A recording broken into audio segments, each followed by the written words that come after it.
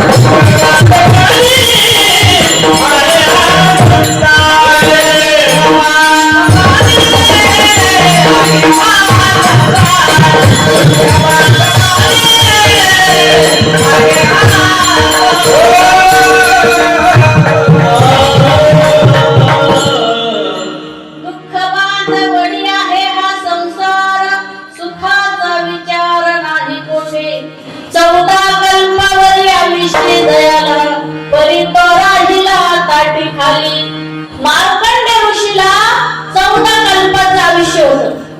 कल्प कशाला म्हणतात? किती का जन्म निघून जातील तरी त्याला एक कल्प म्हणतात. तसं 14 कल्पाचं आयुष्य मार्कंडे ऋषीला होतं. पण ते गंगेच्या काठेला एक पर्णकुटी बांधली आणि तिथं राहत होते.